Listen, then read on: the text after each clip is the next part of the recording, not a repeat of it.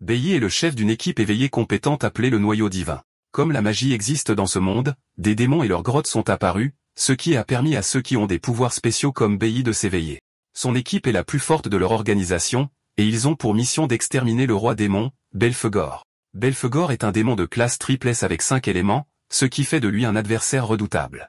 Bei et les autres guerriers ont reçu leurs instructions des dieux. En entrant dans la grotte, Bei crie pour informer son équipe que la mission a commencé. C'est la 100e grotte démoniaque de haut niveau que l'équipe compétente a défiée. Son équipe comprend Ling Ye, Han Xiaoling et Lucian. En raison de la difficulté prévue, la mission a été désignée comme une opération de purge de classe L, le rang le plus élevé. Cependant, l'équipe est enthousiaste pour la mission car on leur a promis des vacances une fois qu'ils auront vaincu Belphegor. En parfaite synchronisation, l'équipe libère ses pouvoirs sur les démons attaquants. Bei mène l'attaque alors qu'il traverse facilement les démons avec des attaques rapides et précises. C'est possible car tous les membres du Noyau Divin sont des guerriers de rang L. En quelques minutes de coordination, l'équipe nettoie la grotte et tue le roi démon, Belphegor. Les membres de l'équipe parlent avec enthousiasme de la facilité avec laquelle cela s'est fait. Cependant, Lucian est sceptique quant à l'opération. Il pense que c'était trop facile pour une mission de rang L, et Bei est d'accord. Les informations qu'il a reçues indiquaient que le roi démon avait 5 éléments et une compétence cachée. Alors qu'il analyse ce qui pourrait ne pas aller, Ling Yi le serre dans ses bras par derrière en lui demandant s'il va leur offrir un festin. Fatigué d'elle, il la repousse tout en disant à l'équipe qu'ils vont dîner à leur endroit habituel. Han n'arrive pas à croire que leur capitaine gâche une chance avec Ling Yi. Juste à ce moment-là, ils ont remarqué que le dernier membre de leur équipe est manquant. Il n'avait pas aidé pendant le combat et était introuvable. L'équipe n'est pas inquiète puisqu'elle a terminé la mission. Soudain, il apparaît derrière eux, lève la main et déclare le début de l'opération de purge. Han est immédiatement frappé à la tête par un projectile, le tuant instantanément. Le choc traverse l'équipe alors qu'il voit Han au sol, la moitié de sa tête disparue et du sang coulant sur le sol. Alors que l'équipe est encore sous le choc, le traître révèle que la mission de purge lui a été assignée par Dieu lui-même. Bayin remarque qu'il ne peut pas bouger son corps, et le traître révèle qu'ils ont mangé des petits déjeuners additionnés de poudre paralysante depuis un mois. Le traître restreint ensuite le reste de l'équipe avec sa compétence divine, des vignes interdites, limitant leurs mouvements. Il explique qu'il a été chargé de la mission d'éliminer l'équipe et qu'il devait se préparer. Alors qu'il explique avec arrogance, Bei et les autres demandent pourquoi il les a trahis. Le traître répond que c'est le décret de Dieu d'éliminer les guerriers de classe L. Il resserre son emprise sur Bei et les autres, les forçant à crier de douleur. Ils perdent lentement conscience en crachant du sang, demandant toujours pourquoi leur coéquipier les a trahis. Bei rappelle à l'homme que le Noyau Divin n'a jamais franchi les limites qui méritaient la mort. Puisqu'ils ont suivi toutes les règles, Bei veut savoir pourquoi ils devaient mourir. Le traître leur dit avec arrogance que Dieu n'a pas besoin d'une raison pour les tuer. Il s'approche de Bei et après l'avoir étouffé avec ses vignes, il lui transperce la poitrine. Bei n'arrive pas à surmonter la trahison car il considérait le traître comme faisant partie de sa famille. L'équipe était ensemble depuis 10 ans et était pratiquement inséparable. Le traître rit de Bei pour être naïf. Il lui dit qu'il n'a jamais été de la famille. Dès le premier jour où il a rejoint le Noyau Divin, il a été en mission pour les dieux. Essentiellement, Bei et son équipe n'étaient que des pions. Le traître a rejoint l'équipe pour les étudier et a bien joué son rôle. Bei et l'équipe finissent par perdre la force vitale qui leur reste et s'effondrent. Le traître se tient au-dessus d'eux et achève Bei d'une balle dans la tête. Ce jour-là, le 22 mai 2125, Bei et son équipe de guerriers de classe L ont été tués. Leurs corps gisent sur le sol tandis que le traître s'éloigne pour préparer ses vacances. Alors que la conscience de Bei s'estompe, il entend soudain une voix exigeant qu'il fasse un marché. Il est choqué de se retrouver enchaîné dans un environnement inconnu. Devant lui se tient un homme effrayant en costume avec une aura sombre. Bei regarde de plus près et se rend compte que c'est Belphegor, le roi démon. Il se demande comment le roi démon est en vie. Belphegor taquine Bei, disant qu'un roi démon de haut rang ne mourrait pas si facilement. Ils sont dans son domaine de l'âme où tout le royaume est sa force vitale. Fatigué du bavardage du roi démon, Bei suggère qu'il passe aux affaires. Voyant la colère de Bei, le roi démon propose un marché. Belphegor révèle que sa compétence cachée est la régression de la vie. Il dit à Bei qu'il peut l'envoyer dans le passé, lui donnant une chance de changer le résultat. Après s'être rappelé comment son équipe est morte, Bei n'hésite pas à accepter la proposition du roi démon. Il brûle de rage et jure de tuer le traître et les dieux qui ont donné les ordres. Le roi démon est satisfait et, en plus de l'aider, accorde à Bei un autre cadeau, le cœur de Belphegor. Bei demande au roi démon pourquoi il fait un marché avec lui, mais il est renvoyé avant d'obtenir une réponse. Quand il ouvre les yeux, il se retrouve dans une salle de classe avec son professeur, Wang, qui lui crie dessus. Bei est retourné 20 ans en arrière, en l'an 2105. C'était quand Bei était dans la division du collège de l'Académie des éveillés de la nation avant son éveil. Bei est surpris qu'il soit vraiment revenu dans le passé. Le professeur le gronde pour avoir dormi en classe, surtout un cours juste avant sa cérémonie d'éveil. En guise de punition, le professeur lui ordonne de se tenir au fond de la salle de classe. Encore sous le choc, il se dirige lentement vers le fond, regardant des camarades de classe qu'il n'a pas vus depuis près de 20 ans. Le professeur continue la leçon, expliquant les 5 pouvoirs élémentaires, la foudre, la fleur, le nuage, le nucléaire et le stellaire. Une personne ne peut avoir qu'un seul élément. Le professeur se prend elle-même comme exemple, déclarant qu'elle possède l'élément nuage rare. Elle ajoute ensuite que les éléments sont divisés en 3 catégories en fonction de la façon dont ils se lient au corps, le combat, le soutien et le spécial. Elle explique que chaque équipe comprend les 5 éléments avec des rôles différents. L'équipe de la guilde de l'école est un exemple composé d'un mage stellaire, d'un guerrier nuage, d'un barde nucléaire et d'un assassin foudre. Le professeur félicite les élèves d'être rares et leur dit que le jour de l'éveil est le jour le plus important de leur vie. Il existe près de 100 professions éveillées connues, classées de la poussière, la plus basse, à la céleste, la plus élevée, avec des rangs braises et abîmes entre les deux. Les élèves n'ont qu'une seule chance de s'éveiller, et elle leur fait savoir que le statut qu'ils acquièrent déterminera leur avenir. Après le cours, les élèves se préparent à l'éveil. Bei croise un camarade de classe qu'il appelle 4 yeux à cause de ses lunettes. 4 yeux se fait brutaliser par un élève ennuyeux, Hong Xiangsheng, un assassin stellaire de rang E, ce qui le rend populaire auprès de ses camarades. Bei n'est pas surpris car Hong a toujours intimidé les gens. Avant que Hong ne puisse ennuyer davantage 4 yeux, le professeur apparaît. Elle dit à Hong que l'école n'est pas un endroit pour intimider et voler les gens. On essaie avec arrogance de changer l'histoire, disant au professeur que 4 yeux l'a heurté et qu'il ne prenait de l'argent qu'à titre de compensation. Il dit hardiment à Wang qu'il l'aurait fait virer si elle n'était pas attirante. Après avoir fini, lui et ses amis se préparent à partir. Voyant Bei sur son chemin, il le pousse de côté. Bei ne réagit pas, mais regarde plutôt le professeur s'occuper de 4 yeux. Wang est une bonne enseignante qui se soucie de ses élèves malgré son apparence dure. Bei se souvient que Wang l'a aidé dans sa vie passée après son éveil. Juste à ce moment-là, Wang est informé que c'est au tour de sa classe pour la chambre d'éveil. Comme une mère, elle dit à ses élèves de rester calmes pour éviter les blessures. Dans ce monde, il existe 2 méthodes d'éveil. Il y a un éveil naturel, comme celui qu'a eu Hong, c'est pourquoi il est si arrogant. L'éveil naturel arrive généralement aux personnes ayant une forte constitution physique et un talent qui s'active lors de moments émotionnels extrêmes. L'autre est la méthode artificielle où ceux qui ont du potentiel entrent dans la chambre d'éveil. La chambre est un produit de scientifiques compétents. À l'intérieur, les émotions et l'adrénaline sont intensément stimulées. Cela force l'éveil dormant chez les candidats potentiels à s'activer. Parce que cela n'arrive qu'une seule fois, c'est considéré comme le seul moyen pour quelqu'un de changer sa vie. Certains des camarades de classe de Bei sont entrés dans la chambre d'éveil avant lui et ont reçu de belles professions. L'un s'est éveillé avec la profession de rang bleu, qui est la classe ambre. Finalement, c'est au tour de Bei, et le professeur lui dit de se concentrer à l'intérieur. Bei reconnaît son instruction et entre dans la chambre. Dans sa vie passée, Bei s'est éveillé en tant que guerrier nucléaire de rang E, ce qui est une classe de rang poussière et considérée comme la profession la plus nulle. Son éveil à l'époque a conduit à un harcèlement constant, et ce n'est que lorsqu'il a atteint le rang S qu'il a éveillé le type le plus rare. En entrant dans la chambre, Bei s'attend à obtenir une profession nulle comme d'habitude. Cependant, il est choqué lorsque le système affiche un message d'erreur.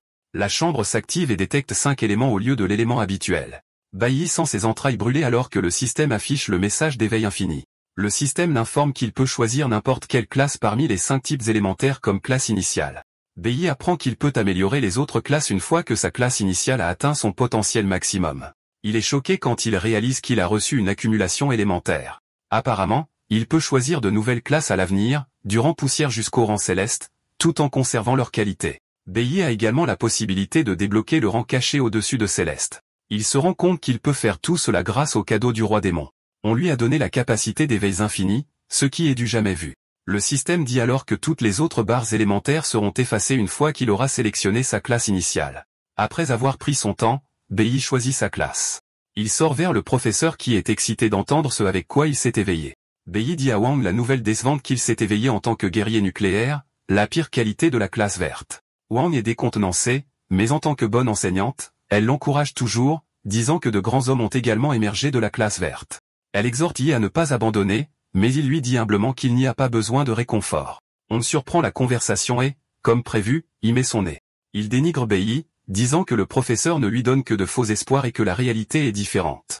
On rappelle à Bei que la classe poussière signifie qu'il est au bas de la chaîne alimentaire. On continue son comportement arrogant, disant à Bei que les dieux choisissent les forts tandis que les faibles doivent être piétinés. La mention des dieux déclenche immédiatement Bei, mais il reste calme alors que On continue ses bêtises. Il rappelle à Bei qu'il devra s'asseoir au fond de la classe parce que c'est ainsi que fonctionne la société. Apparemment, les rangs célestes s'assoient à l'avant, suivi par l'abîme, les braises, et enfin, le rang poussière. Les guerriers de rang poussière sont considérés comme des déchets et ne peuvent faire des affaires qu'avec d'autres rangs de bas niveau. On ajoute qu'il n'y a aucun moyen pour Bei de changer son destin par un travail acharné, appelant cela une perte de temps. On se rapproche de Wang pour lui dire des bêtises, mais Bei en a assez. Il saisit la tasse de café que Wang tient et la renverse sur son visage. On est choqué, ne croyant pas ce qui vient de se passer. Il demande avec colère à Bei ce qu'il pense faire, et Bei répond que sa voix est comme du bruit pour lui. Les actions et les paroles de Bei suffisent à taper sur les nerfs de Wang, et il décide que Bei doit recevoir une leçon. Il vise un coup de poing à Bei, et Wang essaie de l'arrêter, mais il est trop tard. À son insu, Bei est déjà préparé. Avant que l'attaque ne frappe, il conjure une épée de lumière et bloque l'attaque de Wang. Il la part ensuite, jetant Wang au loin au choc de tout le monde. On s'écrase au sol tandis que la pose de Bei montre qu'il a utilisé un minimum d'effort. On crache du sang alors qu'il essaie de comprendre ce qui s'est passé. Les autres élèves qui regardent n'arrivent pas à croire ce qu'ils viennent de voir. Apparemment, il a intentionnellement choisi la classe de guerrier nucléaire parce qu'il y est déjà habitué. C'était sa classe dans sa vie passée, et il sait tout à ce sujet.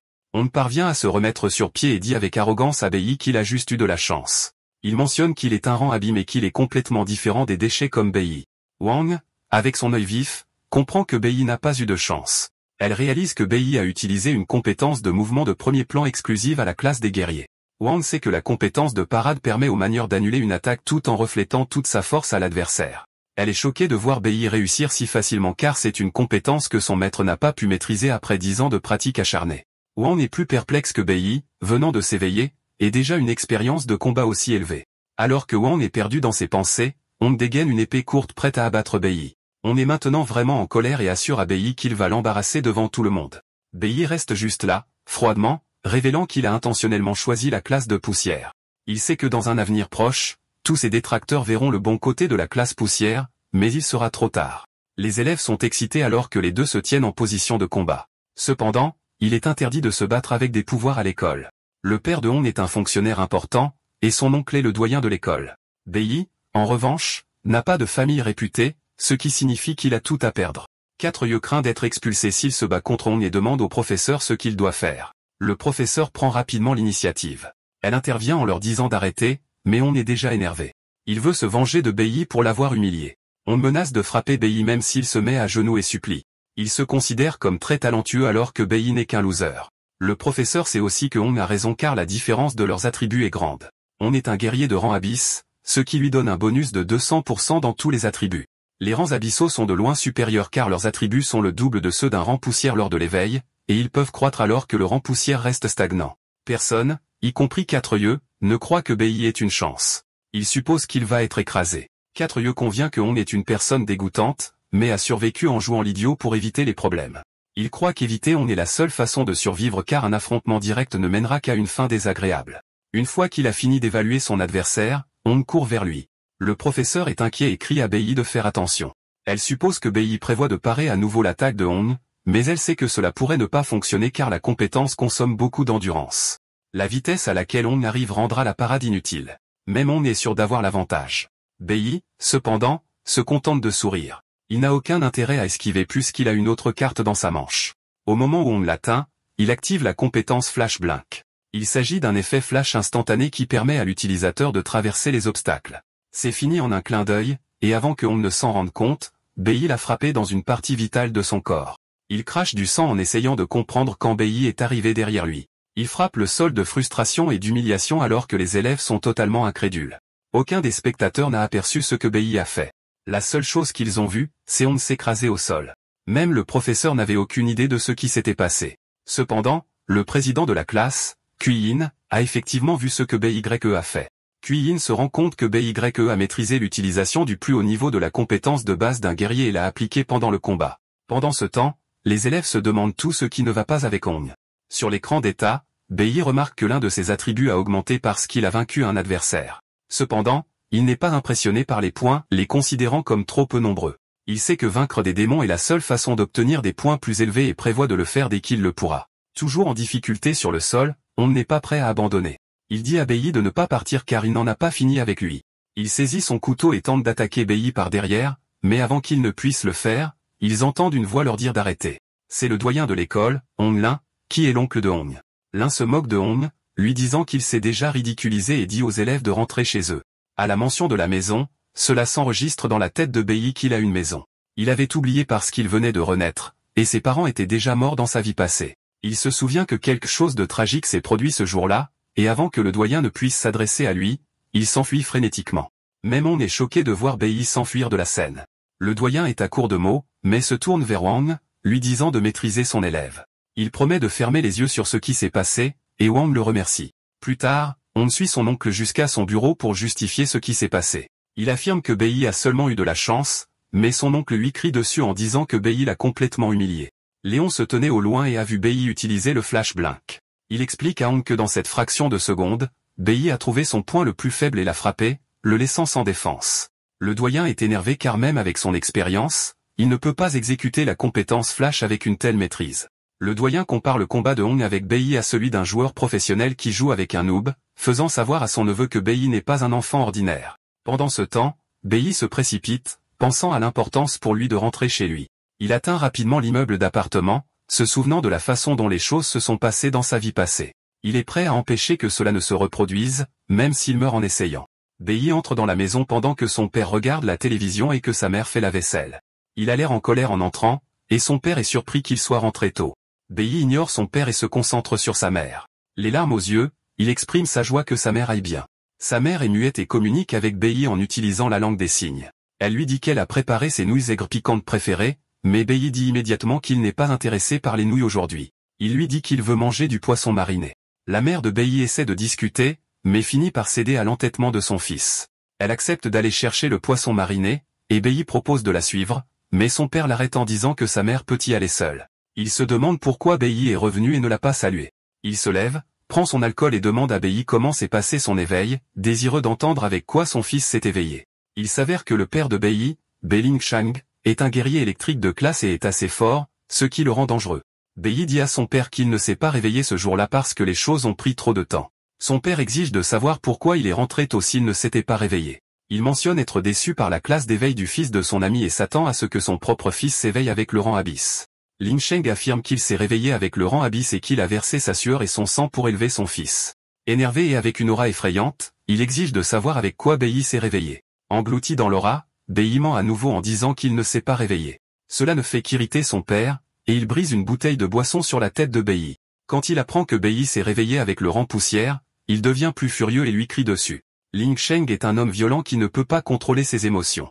Dans la vie antérieure de Bei, la fureur et l'embarras de son père face au rang de poussière se sont transformés en violence. Il a frappé Bei, mais sa mère s'est interposée comme elle le faisait toujours. En tant que garçon faible, Bei ne pouvait qu'assister à la scène où son père battait sa mère pendant 1 heure. Les coups étaient si graves qu'un coup à la tête l'a rendu mentalement instable. Il ne pouvait que pleurer en regardant sa mère se faire frapper dans sa vie antérieure. Maintenant, renaît, il a pour but de changer les choses.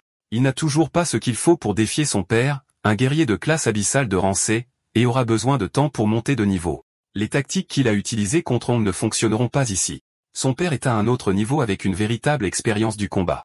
Bei réalise malheureusement qu'il ne peut pas encore toucher son père. Son père l'attrape par les cheveux, fulminant qu'il regrette que Bei soit né. Bei sait qu'il est dans un pétrin profond.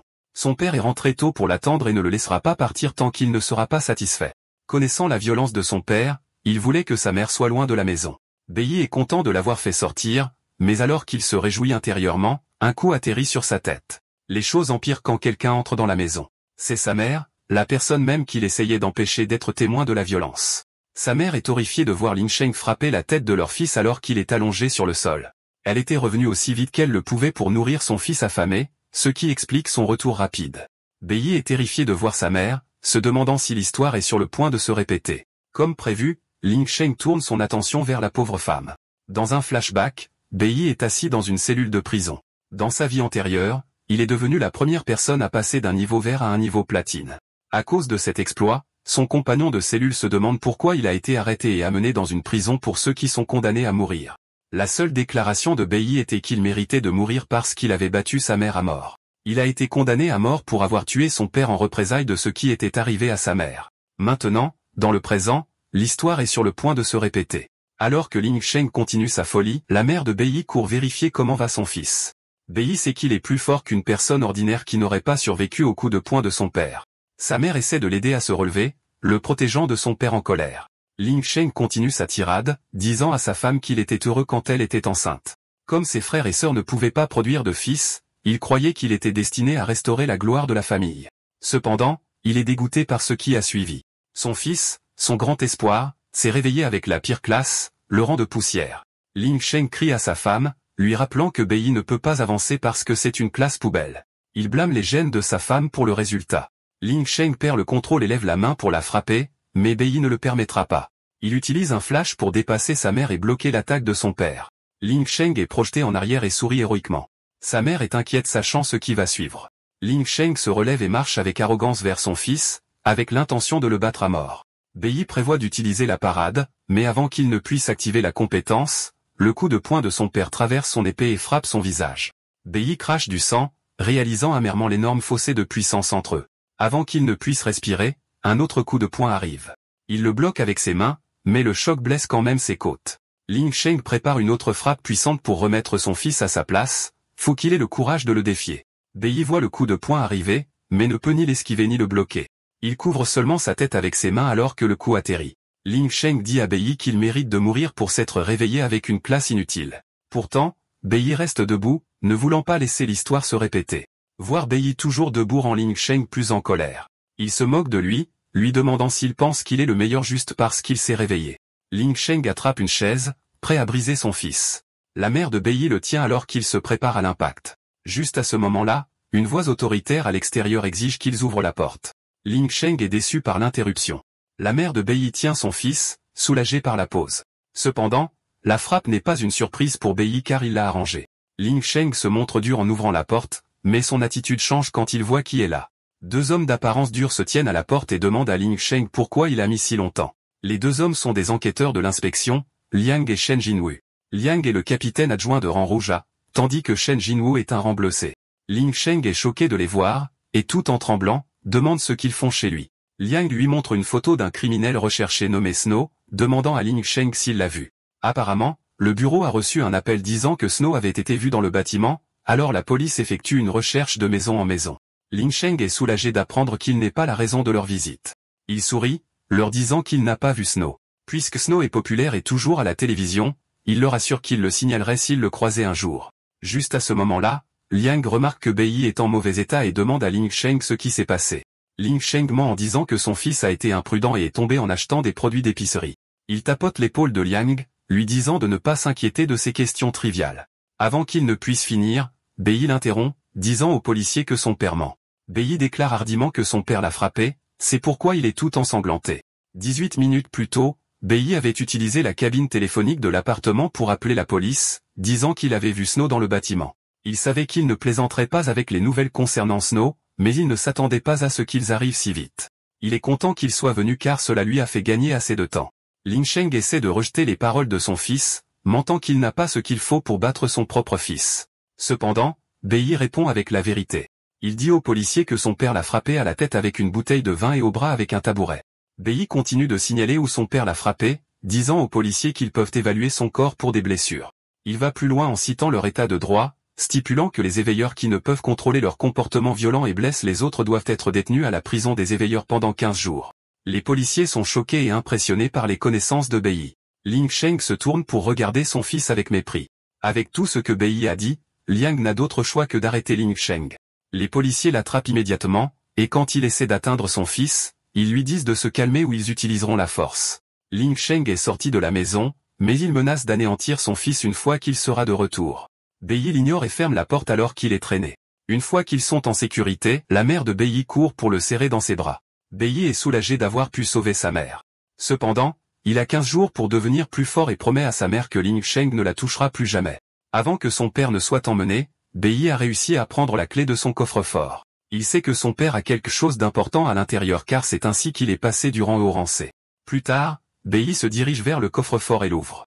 Le contenu était un secret que Bei a appris après la mort de son père dans sa vie passée. Il ouvre le coffre-fort et en sort une lame effrayante. Bei prévoit d'affronter les grottes démoniaques en utilisant la lame. Étant donné que les grottes démoniaques sont le seul moyen d'améliorer sa classe, il sait qu'il n'a pas d'autre choix que d'entrer dans le labyrinthe. Cependant, il y a un problème. Les grottes démoniaques sont sous la juridiction des dieux, et seuls les membres de la guilde peuvent entrer. Celles auxquelles Bei peut actuellement accéder sont gérées par l'école. Il peut également accéder à une grotte démoniaque cachée qu'il connaissait de sa vie passée.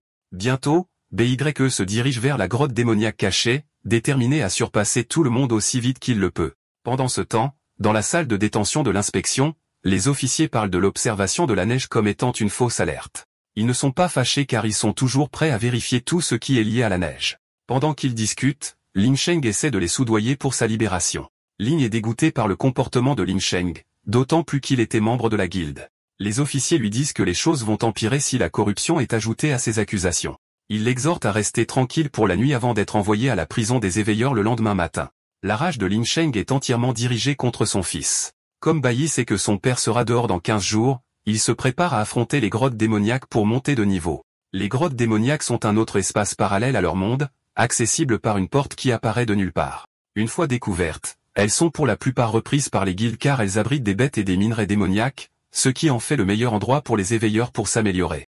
Cependant, une équipe est généralement nécessaire pour entrer car les grottes sont dangereuses. Celle que Bai est sur le point d'affronter n'a été découverte que 5 ans plus tard dans son passé. Une grotte de rang F nécessite 3 guerriers de rang E, tandis qu'une grotte de rang E a besoin d'une équipe de 5 personnes composée de 3 guerriers de rang E et de 2 guerriers de rang D. Bai est confiant que la grotte qu'il est sur le point de défier est de rang F. Les grottes démoniaques sont connues pour être dangereuses, mais comme Bai n'a pas d'autre choix, il doit affronter la grotte seul.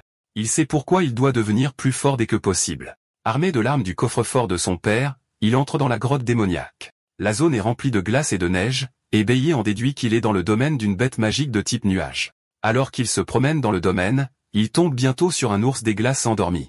Devant lui se trouvent des squelettes humains montrant que d'autres ont peut-être pénétré auparavant. Pendant qu'il regarde autour de lui, un loup des forêts assoiffé de sang apparaît et le manque de peu. Le loup de rang est toujours plus fort que Bai. Bai saute en arrière pour éviter le loup, mais il revient vers lui. Il est capable de bloquer les dents du loup avec la lame. Bai passe ensuite à l'attaque, abattant le loup d'un seul coup. Ceci est possible grâce à l'arme de rang A qu'il manie. C'est une arme qui n'est pas disponible sur le marché, c'est pourquoi son père l'a gardée cachée. Avec cette arme, Bai peut combler le fossé de compétences entre lui et les bêtes. L'arme est connue sous le nom de lame Wu fabriquée à partir de pierre Wu. Elle est si puissante qu'elle coupe le fer comme du beurre. Cependant, même avec l'arme, Bai sait qu'il a besoin d'au moins 4 frappes pour abattre les bêtes à cause de leur défense. Il taquine avec désinvolture sur le fait qu'il s'ennuie d'être un éveilleur de rang L. Il apprend qu'il doit vaincre 20 loups pour améliorer un niveau dans son ensemble de compétences. Étant donné qu'il se bat dans une zone de glace, son élément nuage recevra les améliorations. Il lui faudra 10 niveaux améliorés pour passer du rang E au rang D. Bientôt, Bai est entouré d'une meute de loups attirés par l'odeur du sang. C'est une opportunité parfaite mais dangereuse pour monter de niveau. Les loups se liguent contre lui, mais il s'appuie sur 2 compétences, esquive et contre-attaque. Il se ferait un chemin sans subir de dégâts tout en infligeant des dégâts aux bêtes. Il abat la première meute avec chaque mise à mort lui donnant 52 points d'expérience. Il a également acquis des crocs de loup. Après avoir éliminé la meute, il doit faire face au roi loup. En utilisant son agilité, il inflige plusieurs coupures au corps du loup, ne lui laissant aucune chance de guérir. Le roi loup meurt, et Bai gagne 56 points pour la mise à mort. Parce qu'il a vaincu le roi loup, il a également gagné un diamant de loup des neiges. Après avoir éliminé la première meute, BYE a suffisamment d'expérience pour passer au rang D. Il a également gagné 12 points d'attribut et les allouts comme bon lui semble. Il remarque qu'il est déjà fatigué après avoir éliminé seulement 20 loups et n'est pas impressionné par la faiblesse des corps de rang E. Il sait également qu'il a besoin d'un sac à dos dimensionnel pour stocker son butin. BYE admet qu'affronter une grotte démoniaque en solo est difficile. Le diamant de loup des neiges qu'il a gagné est un bijou durable utilisé pour fabriquer des armes spéciales et est cher sur le marché. Il sait que la seule façon d'accéder à une grotte démoniaque de haut niveau est de rejoindre le noyau divin. Étant donné que les écoles d'éveil sont sous les guildes, elles envoient souvent des représentants pour recruter des guerriers potentiels. C'est le rêve de chaque étudiant de se diplômer et de rejoindre une guilde. Mais si un étudiant est expulsé de son équipe, sa carrière est probablement terminée, ce qui est arrivé au père de Bai et c'est pourquoi il est bloqué au rang C. En regardant sa situation actuelle, Bai se rend compte qu'il brûlera encore plus d'endurance en affrontant les bêtes seules. Il est déjà épuisé. Avant qu'il ne s'en rende compte, une autre meute de loups apparaît. Il décide d'utiliser un atout qu'il a dans sa manche. Il court, et les loups le suivent. Il les entraîne dans une forêt où il abat des arbres pour se faire de la place. Cette perturbation attire l'autre bête de la forêt, le python des nuages. Maintenant, Bai doit gérer des loups et des pythons. Pour se sortir de cette situation, Bai met son plan à exécution. Il provoque une forte explosion, espérant que cela réveillera une bête en particulier. Son plan fonctionne, car l'ours des glaces endormi sort furieusement de sa tanière. L'ours enragé attaque tout ce qu'il voit. Les loups et les pythons ne sont pas à l'abri de la rage de l'ours et se font tous fracasser. Pendant que l'ours se déchaîne, BY nettoie derrière, gagnant ainsi beaucoup de points d'expérience. Il continue avec ses tactiques, gagnant des points et obtenant des crocs de python et des crocs de loup. BY utilise la faiblesse de la bête contre elle. Ils sont agressifs mais manquent de cervelle. En utilisant l'ours contre les autres, il conserve son endurance. Cependant, il doit encore les achever pour gagner de l'expérience. Après s'être battu pendant quelques minutes, BY est épuisé. Il décide de passer à la phase suivante de son plan. Une fois les bêtes alignées, il frappe le sol glacé et le brise pour les tuer. Il a analysé le terrain et remarqué qu'il se trouve sur un pont de glace suspendu entre deux falaises. Ce plan brillant élimine presque toutes les bêtes en une seule fois. BY est épuisé, mais il doit encore s'occuper de l'ours des glaces et des loups restants. Le système débloque un nouveau titre pour lui, un contre-Cent. Avec ce titre, ses statistiques augmentent de 10% lorsqu'il combat plusieurs ennemis. Cependant, BY ne s'inquiète pas encore de l'ours des glaces. Il sait que chaque grotte a un boss final et s'attend à ce qu'il se montre. Il a causé suffisamment de chaos et se demande pourquoi le boss n'est pas apparu. Soudain, un sort de glace frappe la zone.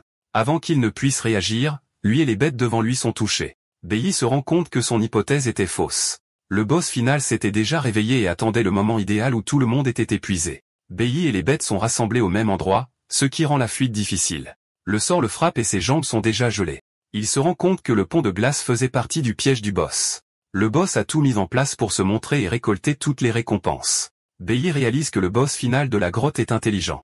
Le boss final est le singe démon Kaelin, qui a également d'autres singes comme garde. Presque tout le corps de BY est recouvert de glace, empêchant tout mouvement, tandis que le singe démon affiche un sourire maléfique. Apparemment, la grotte est à haut risque et nécessite un groupe de guerriers de rang E. Avec son corps complètement gelé, BY craint de sombrer dans l'hypothermie, ce qui serait sa fin. Le singe boss lève la main, pointe BY et ordonne à ses singes d'attaquer. Réalisant qu'il est piégé, BY a recours à l'utilisation de la compétence de parade. Comme la compétence de parade nécessite un timing précis, BY attend que le coup soit sur le point d'atterrir. Il active les compétences de parade et de brisure, brisant la glace et bloquant l'attaque imminente. Bien que temporairement libre, BY sait qu'il a des ennuis car il a épuisé une grande partie de son endurance. La compétence de brisure permet à un éveillé d'utiliser toute son énergie pour se libérer des effets de contrôle, mais elle consomme une grande quantité d'endurance. BY pense que le singe démon aura besoin de temps avant d'utiliser à nouveau une compétence ultime, et il doit le tuer avant cela. Le singe démon ordonne alors aux ours des glaces et aux loups d'attaquer BY. Étant donné que l'élément nucléo a des problèmes contre l'élément nuage, BY sait que ses chances de gagner sont faibles. Il a peu d'endurance et s'épuise. Le singe démon est assis comme un vrai méchant tout en donnant des ordres à ses serviteurs. BY sait qu'il mourra si d'autres bêtes apparaissent. Alors qu'il essaie de trouver une issue, il est attaqué par l'une des bêtes singes, qui tente de l'écraser avec un gourdin. BY parvient seulement à bloquer l'attaque, mais est repoussé. Son genou racle le sol glacé alors qu'il essaie de garder l'équilibre. L'attaque soudaine fait perdre toute sa force à BY, le mettant dans une situation très désavantageuse. Les cris constants de l'ours des glaces l'affaiblissent davantage. Un ours lance un rocher de glace sur BY, mais il parvient à le couper. Cependant, le froid n'aide pas car son endurance est presque à zéro. Une fois que le singe démon remarque que BY est presque épuisé, il utilise une autre compétence ultime, la tempête de glace. BY est choqué, ne s'attendant pas à ce que l'ultime du singe ait un délai de récupération aussi rapide. Ses yeux s'illuminent d'horreur lorsqu'il fixe l'attaque imminente. Cela lui rappelle que dans sa vie passée, il a fait face à des situations de vie ou de mort et a développé un sens pour reconnaître les opportunités. BY pense que dans son état actuel, il a deux options. Il peut rester et se battre, mais comme son endurance est à sa limite et qu'il continue de subir des dégâts, il ne survivra pas. La deuxième option est simple, s'enfuir. BY ne perd pas de temps à choisir l'option 2 et saute de la falaise. Cependant, le singe démon le frappe avec un sort de glace qui attrape ses pieds, lui faisant perdre l'équilibre et tomber à la place. Avec de la glace formée autour de lui, BY s'écrase dans la rivière en contrebas. Pendant qu'il se bat pour sa vie, sa mère entre dans sa chambre à la maison. Elle pense que BY dort encore, mais elle est choquée de trouver la pièce vide. BY avait quitté la maison la veille, un vendredi, et maintenant c'est samedi. Sa mère trouve un mot de son fils disant qu'il est allé chez un ami. BY la prie de ne pas s'inquiéter, mais la note ne fait que la rendre plus anxieuse car elle sait qu'il lui aurait dit en personne au lieu de laisser une note. Elle se demande ce qui se passe avec lui car il se comporte différemment depuis la veille. La femme est mal à l'aise avec plusieurs choses qui lui traversent l'esprit. De retour dans le donjon, BY a survécu à la chute. Sauter de la falaise faisait également partie de son plan. Il se souvient que près de 100 bêtes sont tombées dans la rivière lorsqu'il a brisé le pont de glace plus tôt. Cependant, il n'a reçu des récompenses que pour 40, ce qui signifie que les autres ont survécu. BY tousse de douleur en se traînant hors de la rivière froide. Bien qu'il ait survécu, son endurance est très faible. Il souffre d'une perte de sang, d'une basse température et est dans un état complètement affaibli. Son corps est également gravement endommagé par sa chute d'un lieu élevé. Sans aucun doute, YE sait qu'il a atteint sa limite. Alors qu'il est allongé là, il se demande si c'est vraiment la fin. Avant qu'il ne s'en rende compte, il est entouré de bêtes comme les ours des glaces, prêtes à l'achever. Alors qu'il s'approche, Bei se remémore des souvenirs. Il se souvient de son temps avec le noyau divin, des bons moments avec ses coéquipiers et de l'attention de sa mère. Il se souvient aussi de la méchanceté de son père et de la douleur de la trahison du traître. Une voix dans sa tête lui dit que c'est la fin. C'en est assez pour Bei pour serrer les poings et décider que ce n'est pas fini. Il réussit à se lever. Juste au moment où un ours des glaces est sur le point de l'achever, il lève la main et empêche ses dents géantes de se refermer. Bei est déterminé à ce que les mauvaises choses de sa vie passée ne se répètent pas. Il est déjà mort une fois, perdant tout. Cette fois, il prévoit de tout inverser. Avec une détermination nouvelle, Bei écrase l'ours des glaces et le jette au loin. Il laisse échapper un souffle froid et saisit à nouveau son épée courte. Sa tentative désespérée déclenche quelque chose qui peut pousser à un avancement de classe. Bei se tient debout avec une aura jaune tourbillonnant autour de son corps, entouré de monstres. Sa décision de faire un donjon en solo et d'affronter des bêtes dangereuses était de se faire ressentir le désespoir de son passé. Ce sentiment déclenche une poussée d'adrénaline, dont il espérait qu'elle provoquerait un avancement de classe. Bien qu'il ait failli mourir, il n'a pas rempli les conditions. Cependant, au lieu d'un avancement de classe, il apprend une nouvelle compétence ultime, épéiste sacré nucléaire. Elle est bien en avance sur son temps et son niveau. Bien qu'il n'ait pas avancé sa classe, la compétence sera très utile. Avec cette compétence et l'adrénaline, Bei déborde d'énergie. Il pointe son épée sur les bêtes, leur disant qu'il est temps d'être anéanti. Une bête bouge et les autres suivent. Bei reste impassible et prépare son épée courte. Alors qu'il s'approche, il libère une attaque de vitesse tourbillonnante dangereuse appelée Sanctuaire qui traverse toutes les bêtes environnantes en un seul coup. Il les abat alors que des notifications apparaissent, lui disant qu'il a vaincu des ours des glaces et des loups des forêts et montrant les points d'expérience acquis. Après avoir éliminé les monstres, il acquiert des objets comme la peau de bête du champ de glace, un os nufière et une dent de sang. La compétence de Sanctuaire efface sa fatigue et restaure son endurance perdue. De plus, Bei obtient une amélioration et obtient le titre de vagabond du champ de glace. Cela offre une résistance aux créatures élémentaires du nuage, plus une réduction des dommages de sang, ce dont il a exactement besoin. Bei regarde le sommet de la falaise, promettant d'anéantir le reste des bêtes, y compris leur chef. Avec le flot de points d'expérience, il passe au niveau 9 de la classe. Bei active immédiatement l'effet de vagabond du champ de glace pour résister au froid. La compétence de Sanctuaire lui permet également de stocker les dégâts des attaques, puis de les libérer sur un groupe d'ennemis à la fois. Cependant, il ne peut l'utiliser qu'après avoir subi beaucoup de dégâts.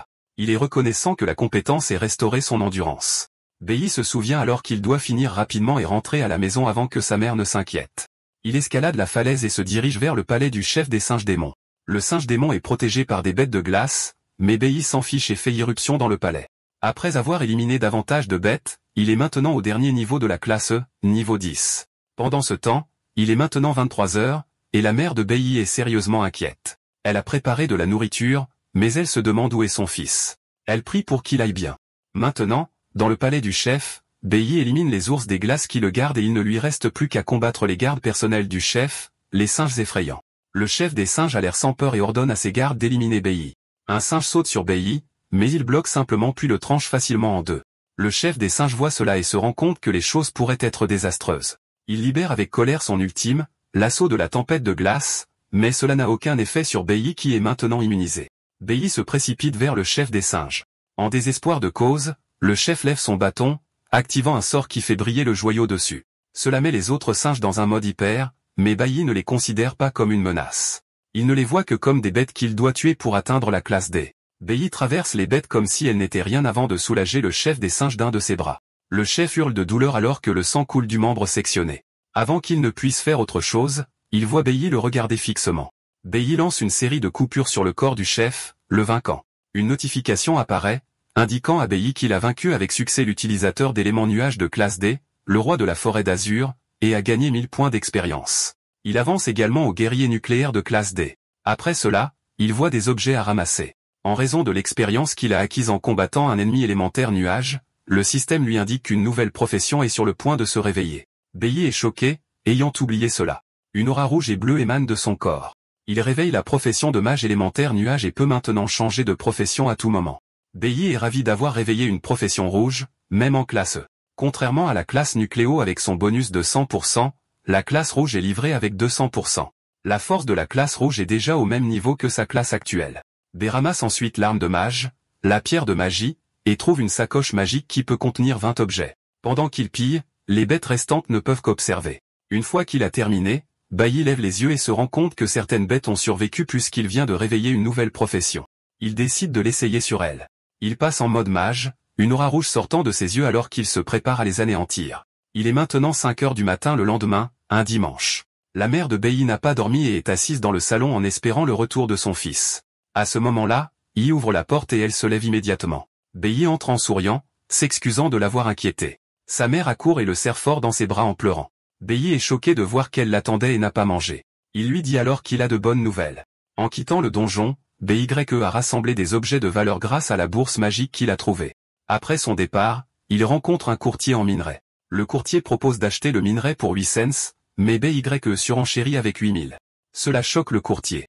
BYE ne discute pas et reprend simplement le minerai. Le courtier est obligé d'augmenter son offre à 2000, mais BYE surenchérit à nouveau en exigeant 5000. Le courtier propose 3000 comme offre finale. Ce disant, BYE commence à augmenter le prix, et il apprécie rapidement à 7000. Le courtier se dispute toujours, mais quand il se rend compte que BYE ne s'arrêtera pas, il accepte rapidement de prendre le minerai pour 7000. Comme BYE a de l'expérience avec les courtiers de sa vie passée, il sait comment traiter avec eux. Avec l'argent qu'il a obtenu en vendant le minerai, il loue un appartement pour sa mère. Dans sa vie passée, sa mère tombait d'un problème à l'autre, mais maintenant, BYE veut juste prendre soin d'elle et s'assurer qu'elle s'amuse. Il conclut l'accord d'appartement devant sa mère, la choquant avec le prix élevé. Le dimanche à 20 h, il s'installe dans le nouvel appartement. BYE est heureux de voir sa mère sourire car il y a longtemps qu'il ne l'a pas vue avec une telle expression.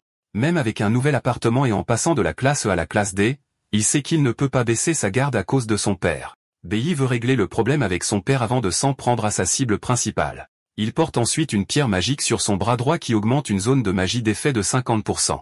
En même temps, on s'entraîne dur pour dépasser sa limite, sautant d'un labyrinthe à l'autre sans se reposer. Même lorsque sa sœur essaie de le convaincre de se reposer, il repousse sa main. On est prêt à tout pour rester au sommet. Ailleurs, une personne inconnue vérifie la liste des étudiants nouvellement réveillés, déçus par le manque de talent exceptionnel. Le lendemain matin à 7h30, la mère de BYE avait préparé de la nourriture pour lui. BYE est choqué de réaliser qu'il est en retard. Il lui demande pourquoi elle ne l'a pas réveillé, et elle répond qu'il se reposait si bien qu'elle n'a pas pu se résoudre à le perturber. Elle lui tapote la tête, l'exhortant à manger lentement. Avec le réconfort de sa mère, BYE se calme, réalisant qu'il y a longtemps qu'il n'a pas dormi paisiblement ou pris un petit déjeuner sans se presser.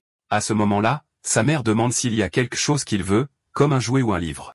BYE est surpris par l'offre soudaine de cadeaux. Sa mère lui rappelle que son anniversaire est vendredi prochain, le 5 juin. BYE se rend compte qu'elle a raison, mais il a totalement oublié car il y a trop longtemps qu'il a célébré pour la dernière fois. Après la mort de sa mère dans sa vie passée, personne n'a pu fêter son anniversaire, et il l'a progressivement oublié. Pendant qu'il mange, BYE se creuse la tête pour penser à tout ce qu'il veut, mais il est confus car il a déjà ce qu'il désire vraiment. Son prochain objectif, le plus important, est de tuer le traître qui a causé sa mort et celle de son équipe. Quand BYE arrive à l'école, il apprend qu'il se prépare pour la simulation de combat. Le professeur se tient devant les nouveaux éveillés, leur en parlant. Il explique que l'académie est supervisée par la guilde divine qui surveillera chacun de leurs mouvements. La simulation de combat est la meilleure façon de les impressionner. Il leur dit que cela servira d'évaluation de fin d'études et sera diffusé en direct. Le meilleur interprète pourra participer à un camp d'entraînement avec la division des écoles secondaires. Le camp n'a lieu qu'une fois par an et est la meilleure occasion de se connecter avec la guilde divine. L'école organise généralement les meilleurs élèves des écoles intermédiaires et secondaires pour voyager ensemble à la nation de Shanghai où se trouve le siège de la guilde divine. BYE se souvient de la nation de Shanghai comme l'endroit où il a rencontré son maître et où est né le traître. Cependant, le traître n'a jamais rencontré son maître puisqu'il a rejoint le noyau divin après lui. BYE sait qu'il doit obtenir des scores élevés à l'évaluation pour entrer dans le camp d'entraînement, ce qui lui donnera plus de chances de trouver le traître. La bataille de simulation a lieu ce vendredi, dans 4 jours. Alors que certains sont excités, des gens comme 4 s'inquiètent car cela se déroule à l'intérieur d'un vrai labyrinthe. Le professeur désigne ensuite la salle d'entraînement pour leur première séance, conditionnement physique dans la salle de gravité où chacun doit commencer par 10 séries de courses de navettes. Étonnamment, BYE s'approche de son professeur en disant qu'il ne veut pas utiliser la salle d'entraînement recommandée. Cela choque le professeur et les autres étudiants. Le professeur dit à BYE de ne pas s'emballer juste parce qu'il a vaincu Hong, croyant qu'il essaie de sauter l'entraînement. Mais BYE précise qu'il veut un entraînement plus spécialisé. Le professeur est confus et demande si BYE insinue qu'il y a un problème avec ses méthodes. BYE révèle que le conditionnement physique est nécessaire pour la plupart des éveilleurs, donc la salle de gravité n'est pas une mauvaise option. Cependant, il pense que la course de navette n'est idéale que pour les classes comme les assassins et les guerriers, qui nécessitent de la vitesse et de la coordination, et tout le monde n'en a pas besoin. Il dit au professeur que les classes comme les mages et les chantres sont plus aptes à s'entraîner dans la salle des éléments. Il ajoute que tout le monde devrait être autorisé à s'entraîner différemment car leurs classes sont utilisées différemment. Le professeur entend cela et souligne que Bei lui apprend essentiellement son travail. Qian entend cela et est choquée. Elle se rend compte que la méthode d'entraînement proposée par Bei est la même que celle mentionnée par un officier d'entraînement du noyau divin, Monsieur Dongyang. Cependant, c'est une nouvelle méthode, et elle ne le saurait que parce que son père a rapporté la cassette vidéo à la maison. Qian est surprise que Bei ait eu la même idée. Spec dit à Bei d'éviter d'être direct avec le professeur, qui est l'entraîneur le plus autorisé de l'école. Au lieu de se fâcher, le professeur tapote Bei sur l'épaule, sourit et dit que la méthode d'entraînement qu'il a mentionnée est intéressante. Le professeur explique ensuite qu'avec autant d'étudiants, il serait difficile de répondre aux besoins spécifiques de chacun à court terme. Il souligne que la simulation de combat évalue les performances des étudiants, et si elle est mal faite, elle pourrait faire dérailler toute la vie d'un étudiant. Bei se souvient que bien qu'il ait eu une mauvaise famille, son professeur l'a soutenu dans sa vie passée, l'aidant à devenir une personne responsable. Il se tourne vers le professeur, lui assurant qu'il ne le laissera pas tomber. Le professeur demande alors à Bei comment il a l'intention de s'entraîner en tant que guerrier nucléaire. Bei suggère d'activer la suppression élémentaire dans la salle des éléments au maximum. Cela choque le professeur et même Spec. Bei ment, disant que même s'il est un guerrier, il veut équilibrer ses capacités pour défier ses faiblesses, cachant le fait qu'il veut entraîner sa profession de mage. À ce moment-là, Qian lève la main en disant qu'elle est également intéressée par la pratique du contrôle élémentaire. Le professeur cède et dit aux deux de faire comme ils veulent, mais les exhorte à faire de leur mieux lors de l'évaluation finale. Qian s'approche de Bei en suggérant qu'ils s'entraînent ensemble, mais il lui dit rapidement qu'il entre dans une pièce privée en la rejetant. Qian affirme que le rejet l'a motivé à faire de son mieux. Tout en s'entraînant dans la salle élémentaire, Bei a quelques difficultés car il est encore nouveau dans la profession de mage, mais il prévoit de la maîtriser dans le peu de temps dont il dispose. Il prévoit également de cacher sa capacité à changer de profession car l'école est sous la supervision de Dieu, et chaque mouvement de chaque élève est surveillé. Il veut éviter de devenir une cible précoce pour les dieux. Pendant ce temps, Qian s'entraîne avec seulement 1% de suppression élémentaire, pensant qu'elle peut rivaliser avec la force de Bei. Bei n'est pas non plus prêt à interagir avec ses camarades de classe, voulant les protéger. Après l'école, Spec et son ami rattrapent Bei, lui disant de ralentir. Les deux étaient les meilleurs amis de Bei au collège dans sa vie passée. Parce qu'ils étaient tous faibles, ils ont partagé le même sort d'être victimes d'intimidation. Avoir ses amis faibles autour de lui était le seul moment heureux qu'il ait eu au collège. Maintenant, visant à se venger, Bei ne pense pas avoir besoin d'interaction sociale. Pour s'échapper, il monte sur son vélo et s'en va, les laissant derrière lui. Il n'arrive pas à croire qu'il s'est enfui à nouveau alors qu'ils étaient censés être un trio inséparable. Spec souligne que Bei a totalement changé depuis l'éveil, semblant maintenant être une personne confiante. Quelques instants plus tard, il rattrape Bei qui les attend. Il dit à Spec de faire vérifier ses poumons quand il est libre. Les deux sont heureux qu'ils se soient enfin arrêtés, mais Bei brise à nouveau leurs espoirs, leur disant qu'ils sont trop lents pour le suivre. Il monte sur son vélo et s'en va, laissant les deux sous le choc. Dans sa vie passée, Spec a soudainement été diagnostiqué avec une maladie pulmonaire et est décédé peu de temps après. Bei veut que Specs reste en vie et en bonne santé même s'ils ne deviennent pas amis. D'un autre côté, Specs croit que Bei est toujours la même personne même s'il apparaît maintenant froid. Au terrain d'entraînement des recrues dans la nation de Shanghai, deux hommes parlent d'une nouvelle recrue qui a bien performé. La recrue a les mêmes cheveux que le traître qui a trahi Bei et son équipe. Ce soir-là, quand Bei est rentré chez lui, il a dit à sa mère d'éviter de sortir seul. Il lui assure qu'il rentrera toujours tôt avec les courses. Bei est inquiet car il sait que l'environnement n'est pas entièrement sûr pour sa mère, et il doit lui offrir un meilleur endroit. À la prison des éveillés, Lin Sheng est déjà en train de conclure un accord avec l'un des chefs. Le lendemain, mardi, Bei a réussi à se familiariser avec le fonctionnement des mages, réalisant que la clé est le temps d'incantation et le calcul de la puissance élémentaire requise. Alors qu'il pousse la salle d'entraînement à ses limites, ses amis ont du mal avec les courses de navette.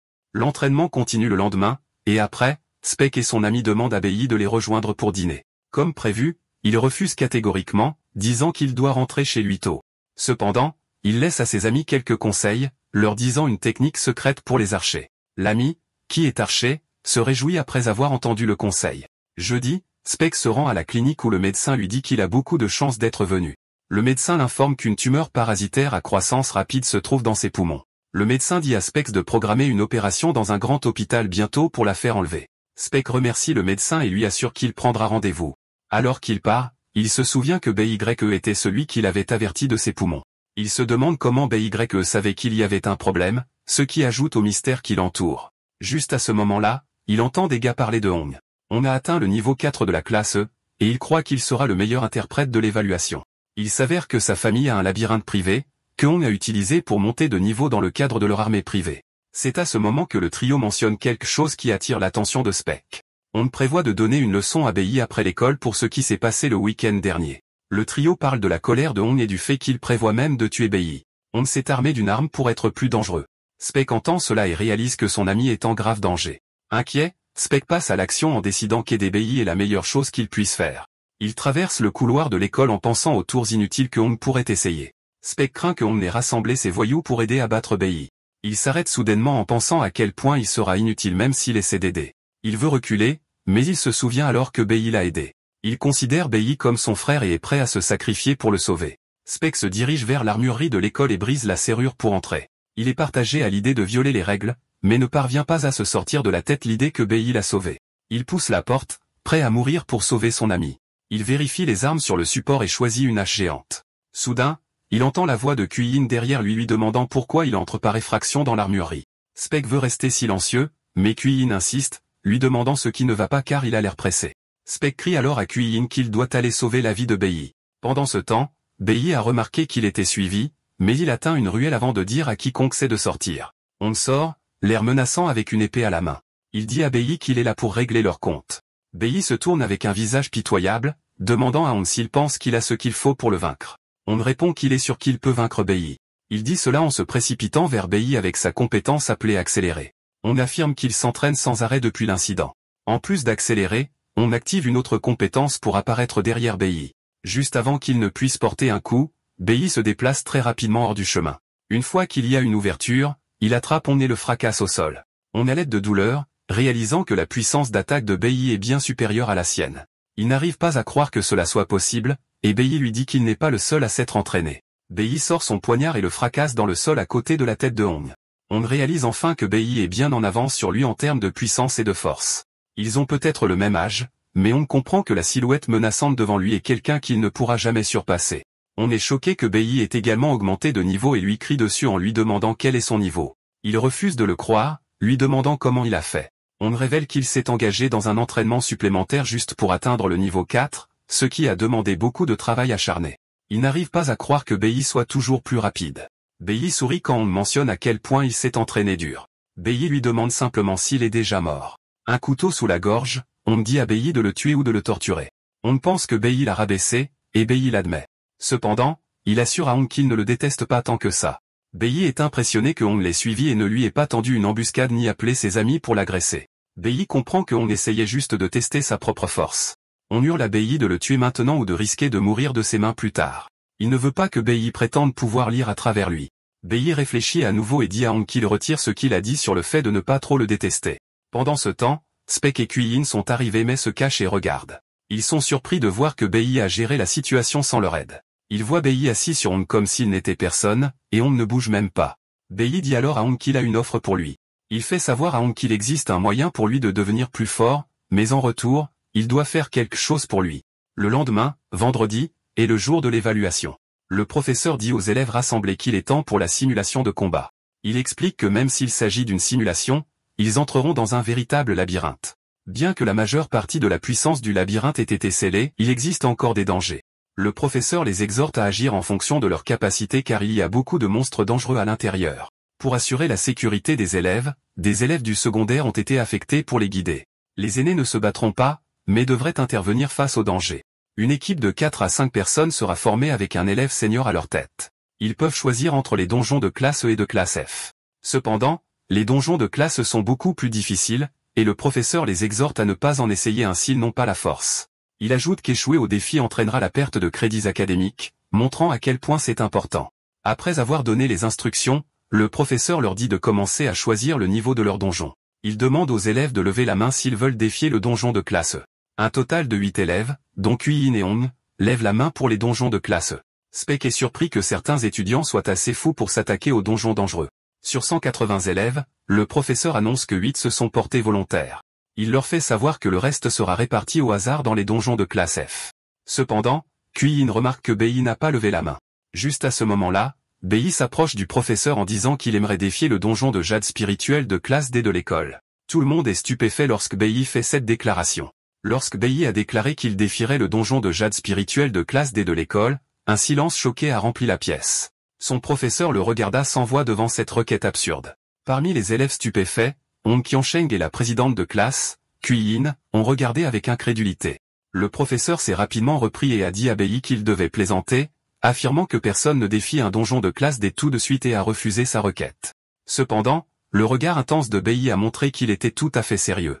Juste à ce moment-là, le doyen de la division du collège, Hong Liang, s'est avancé.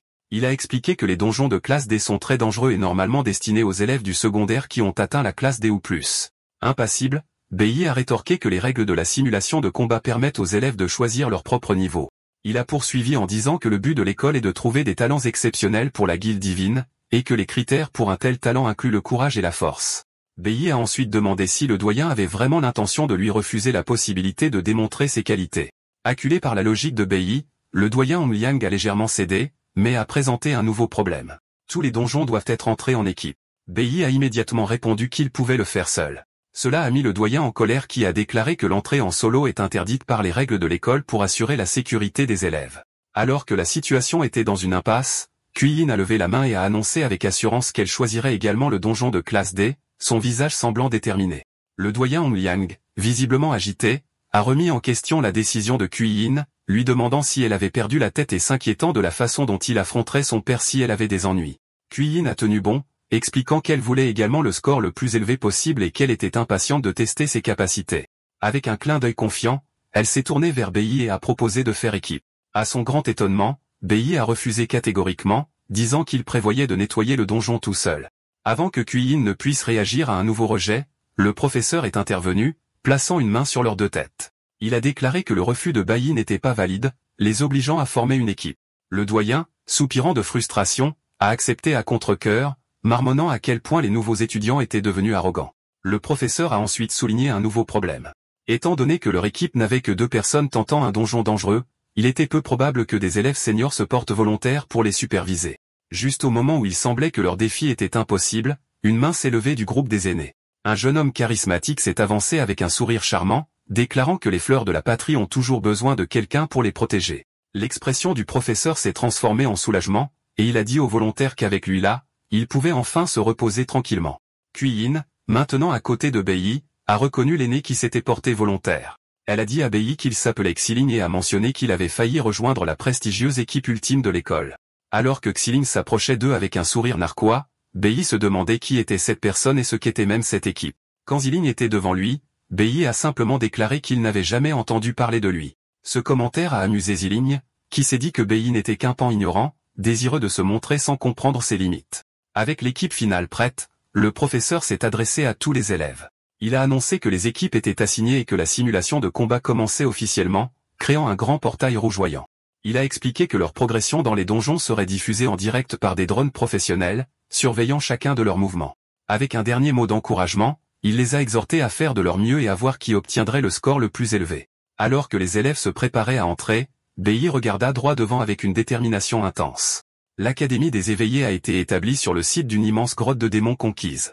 Au fil du temps, cette grotte principale a créé de nombreux portails de niveau inférieur plus petits dans l'enceinte de l'école, utilisés par les divisions du collège et du lycée. Ces nouveaux donjons avec des niveaux de puissance principalement entre la classe F et la classe D ont servi de terrain d'entraînement parfait pour les élèves. Alors que des élèves comme Spek et son ami entraient dans leur portail, la simulation de combat a commencé. À l'intérieur de leur portail, Bei, Kui-in et leur superviseur senior, Xiling, étaient suivis par un drone. Bei était conscient que la simulation était diffusée et que chacun de ses actes était enregistré. Il savait qu'il devait se contrôler et ne pas révéler tous ses atouts, surtout face à des menaces inconnues, en pensant aux dieux qui regardaient. Sa raison de choisir ce défi était claire. Le donjon de jade spirituel contenait quelque chose dont il avait désespérément besoin. L'équipe est arrivée dans une forêt sombre au bord d'une falaise. À leurs pieds se trouvaient les restes d'une vigne épineuse, brillant d'une faible énergie verte, preuve de leur première victoire. Xiling s'avança avec assurance entre Bei et Kui-in.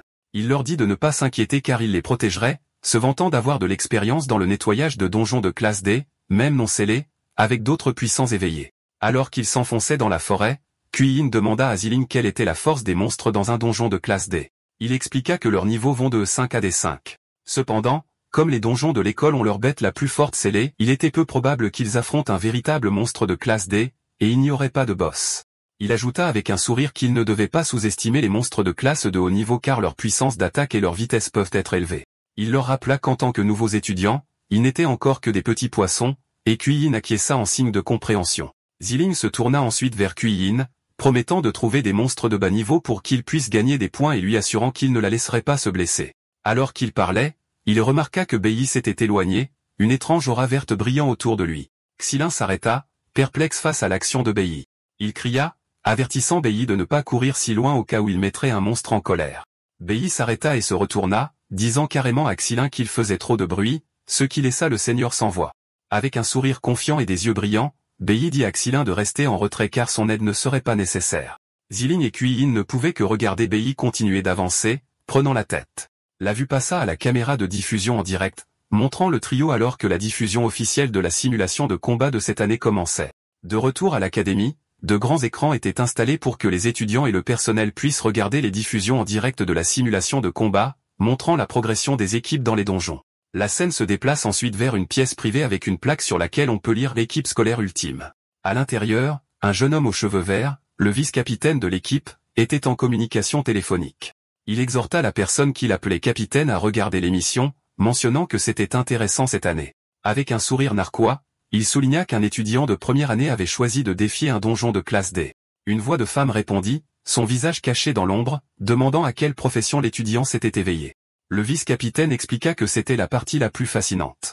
L'étudiant était un guerrier nucléaire, l'une des pires professions disponibles. Intriguée par cette confiance imprudente, la mystérieuse capitaine déclara qu'elle voulait regarder et voir ce qui donnait à l'étudiant une telle audace. L'histoire se déplace pour montrer les autres équipes d'étudiants dans leurs propres défis. Dans un donjon scellé de classe F, Specs paniquait, criant au monstre de rester à l'écart tout en agitant un tambourin. Son équipe combattait des chauves-souris de flammes de classe F et des chauves-souris féroces avec ses coéquipiers au corps à corps tandis qu'il assurait le soutien depuis l'arrière. Un étudiant senior supervisant son équipe lui dit de ne pas être aussi tendu, lui rappelant que son rôle était de fournir des buffs à une distance sûre. Spec, cependant, était toujours terrifié, s'exclamant à quel point même les monstres de classe F de niveau le plus bas étaient effrayants. Pendant ce temps, dans un donjon scellé de classe E, la menace était plus grande. Les équipes affrontaient des meutes de crocs féroces, des bêtes ressemblant à des loups crépitants d'énergie élémentaire. L'équipe de Hong Qinsheng avait du mal avec plusieurs membres blessés au sol. Un guérisseur soigna l'un des blessés, lui demandant s'il allait bien. Voyant son équipe en difficulté, un Hong déterminé déclara que s'il ne pouvait pas le gérer, il affronterait lui-même les bêtes. Alimenté par sa rivalité, il chargea sur un croc féroce, criant qu'il surpasserait absolument Bai. Une fenêtre d'état rouge apparut alors qu'il frappait, montrant une compétence qui augmentait sa force, son taux de coup critique et son vol de vie, le poussant à sa limite. La scène revient sur le donjon scellé de classe D où Bei venait de déclencher une puissante attaque, une entaille d'énergie verte coupe en l'air. Il se tenait calmement, entouré des cadavres sanglants de plusieurs bêtes féroces.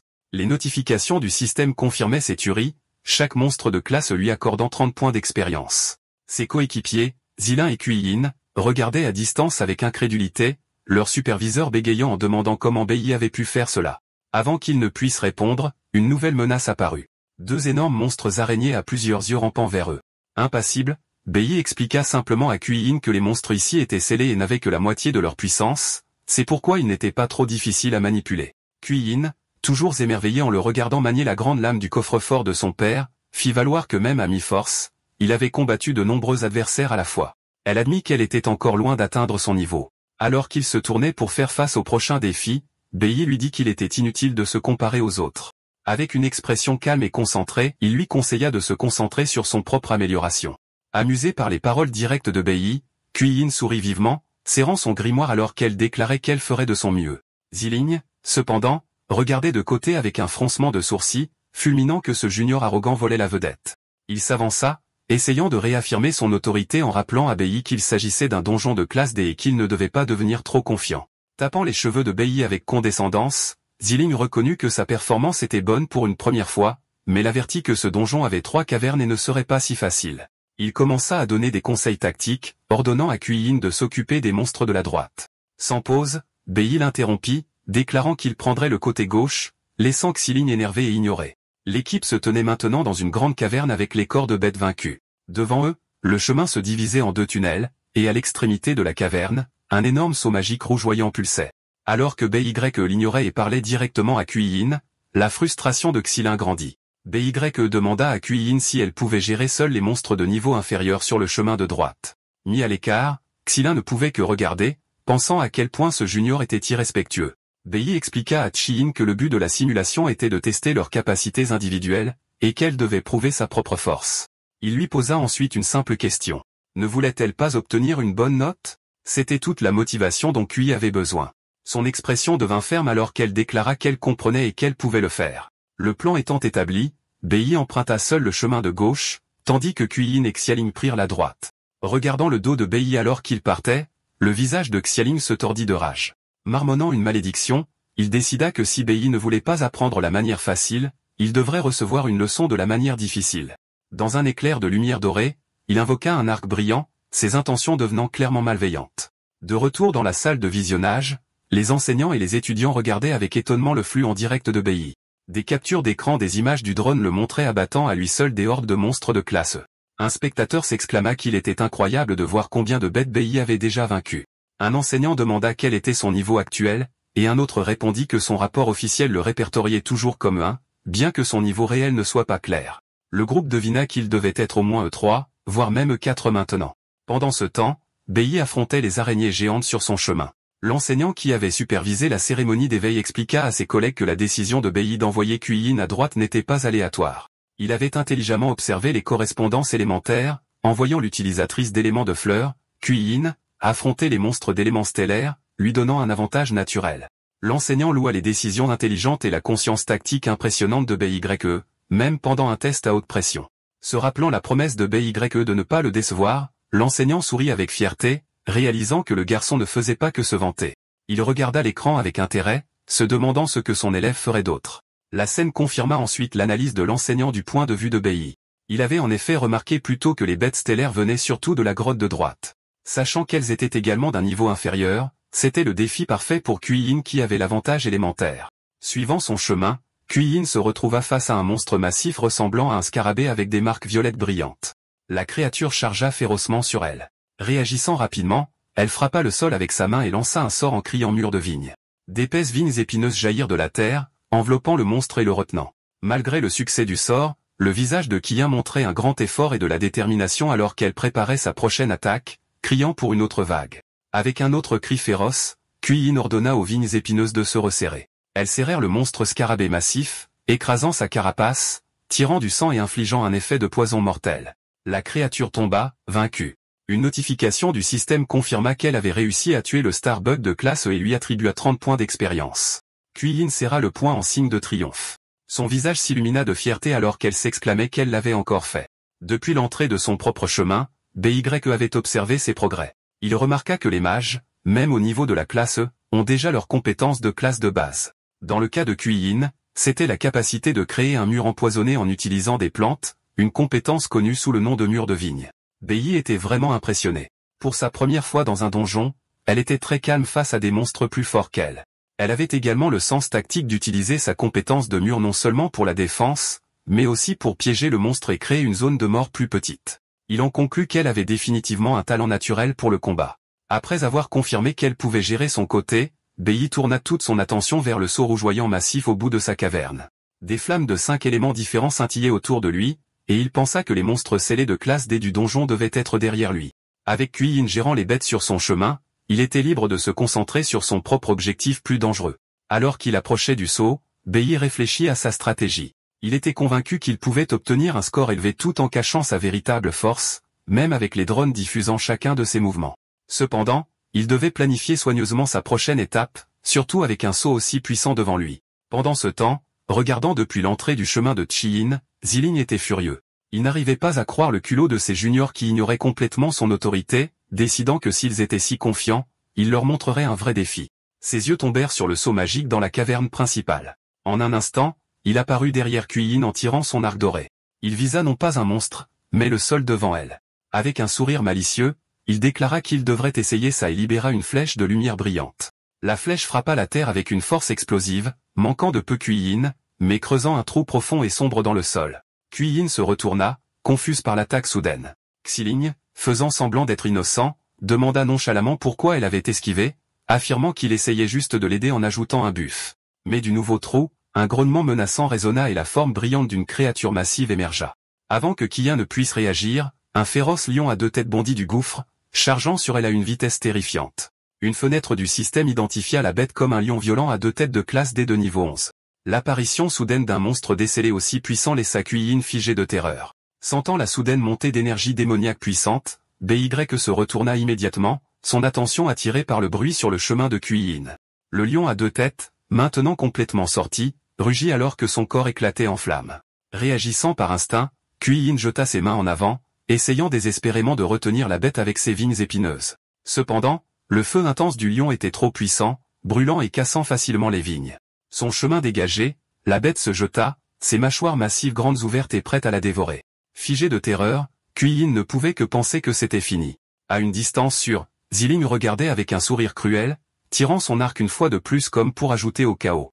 Mais juste au moment où le lion était sur le point de frapper, BY activa sa compétence d'accélération, une notification confirmant une augmentation temporaire de 50% de sa vitesse. Il s'élança en avant dans un flou, interceptant la bête enflammée en plein bond. Le mouvement soudain prit Xiling complètement par surprise. En une fraction de seconde, BY poussa Kuei-in hors du chemin. Poussant sa vitesse à sa limite, il déclencha l'effet de Flash Blink, lui permettant de traverser l'attaque du lion et de porter un coup dévastateur sur sa tête. La frappe puissante envoya la créature massive tituber en arrière alors que BY atterrissait gracieusement, se plaçant entre le monstre et une Kuei-in stupéfaite. Maintenant debout sur la défensive avec sa grande lame, BY fut surpris par l'incroyable vitesse du monstre de classe D, réalisant que ce serait un combat difficile. Xiling regarda le chaos avec un sourire tordu, pensant qu'il connaissait ce donjon de fond en comble. Il savait que si la plupart des monstres de classe D étaient scellés, il y avait toujours un lion à 2 têtes qui s'échappait et qui apparaissait. Il se réjouissait intérieurement, convaincu que peu importe l'arrogance de ses recrues, il n'avait aucune chance contre un véritable monstre de classe D. Son plan sinistre fut révélé alors qu'il pensait au détail final. Le lion avait été amélioré par ses propres compétences. Une fenêtre d'état rougeoyante apparut au-dessus de la bête enragée confirmant l'astuce de Xiling. Le lion était dans un état de flèche de lumière, sa gravité réduite, et ses dégâts et sa vitesse massivement augmentés. Xiling l'appelait mentalement le lion à 2 têtes le plus rapide. Une autre fenêtre d'état montrait que le lion était également berserk, lui accordant une autre augmentation de 10% de l'attaque et de 50% de la vitesse. Face à cet ennemi incroyablement fort, l'expression de BY devint sombre. Serrant le poignard du coffre-fort de son père, il se demanda s'il serait forcé de révéler toute sa force pour survivre. Se tournant vers Kuei-in, il lui dit de se retirer à une distance sûre, disant que c'était un monstre qu'elle ne pouvait pas gérer. Kuei-in regarda avec frustration et colère contre elle-même, maudissant son hésitation de quelques instants auparavant. Un lion massif à 2 têtes couvert de flammes sauta dans les airs, se dirigeant directement vers BY et Kuei-in. Juste au moment où BY se préparait à l'affronter seul, Kuei-in, le visage rempli d'une détermination farouche, avança sa main et cria son sort, mur de vigne. En un instant, d'épaisses vignes épineuses jaillirent du sol, attrapant le lion en plein vol et s'enroulant étroitement autour de son corps. Ne relâchant pas, Kiya versa plus de puissance dans son sort, criant pour une autre couche. Avec un dernier rugissement, elle libéra un mur de vigne à triple couche, piégeant complètement la bête enflammée et arrêtant temporairement son attaque. BY regarda, surpris par sa soudaine démonstration de puissance. Se tournant vers lui, Kuei-in lui demanda si elle pouvait se joindre à lui dans le combat, promettant de ne pas le retenir. Elle déclara que même si c'était un monstre de classe D, elle voulait l'affronter avec lui. Depuis la touche, Xiling regarda avec incrédulité, se demandant si la jeune fille avait perdu la tête puisqu'elle avait failli être mangée il y a quelques instants. Un petit sourire effleura les lèvres de BY alors qu'il commentait la rapidité avec laquelle elle s'était adaptée, admettant qu'il pensait qu'elle aurait été paralysée de peur. Kuei-in répondit avec une nouvelle confiance, déclarant qu'elle avait travaillé trop dur pour être vaincue ici. Maintenant debout côte à côte, ils se préparèrent à affronter ensemble le monstre de classe des maîtrisés, prêts pour que la vraie bataille commence. Regardant BYE avec un sourire confiant, Qian dit qu'elle lui faisait entièrement confiance, déclarant qu'avec lui à ses côtés, elle savait qu'elle ne mourrait pas. BY, toujours pratique, l'a mis immédiatement en garde, lui rappelant qu'elle avait utilisé beaucoup de puissance sur la compétence à triple couche et que son énergie était limitée. Kuei-in a simplement répondu qu'elle savait. Cet échange a rappelé à BY Kuei-in de sa vie antérieure. Même à l'époque, elle était une star de leur collège. Un flashback a montré une jeune Kuei-in se présentant avec assurance à la classe, déclarant que son rêve était de rejoindre la guilde divine et de devenir une prêtresse divine. Bai se souvenait d'elle comme d'une fille confiante, optimiste et gentille. Bien qu'elle vienne d'une famille puissante, elle était toujours amicale et a servi de manière responsable en tant que présidente de leur classe.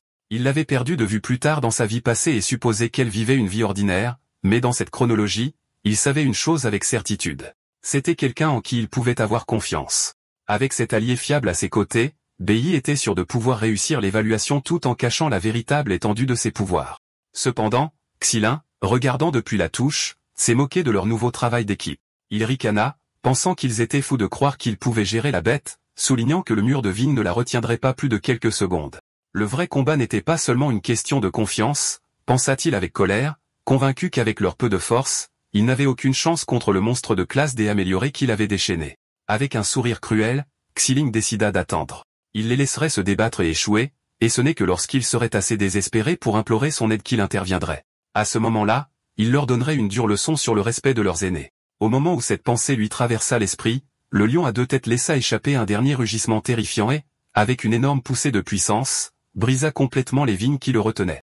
Avec la bête enragée maintenant libre, Bei a rapidement élaboré un plan. Il a dit à Kuei-in qu'il attirait le lion, l'identifiant comme un type nucléaire, et lui a dit de surveiller le moment idéal pour frapper. Kuei-in a immédiatement compris. Avec un cri, ils se sont séparés, incitant le lion de feu à une charge imprudente.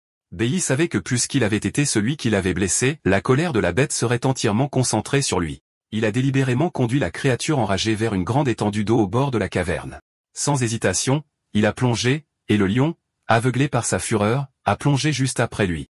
Sous l'eau, Bei a utilisé son incroyable vitesse pour se déplacer autour de la bête maintenant maladroite et gorgée d'eau. Trouvant l'ouverture parfaite alors que le lion luttait dans l'environnement inconnu, il a crié à Kuei-in que c'était le moment.